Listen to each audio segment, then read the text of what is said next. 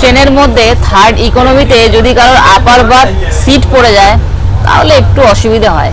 আমার এই যে আপার বার্থ পড়ে গেছে, আর থার্ড ইকোনমির সিটগুলো এমনি মানে একটু ছোট ছোট থার্ড এসির তুলনায়।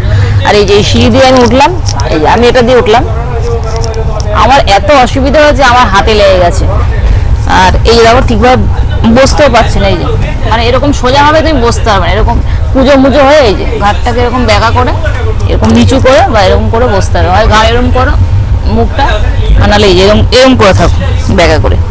আর সকালে ব্রেকফাস্ট করছি, আর এইদিকে তামিল কেরালার দিকে এই লাল লাল কলা পাওয়া যায়, এগুলো খেতে খুবই টেস্টি।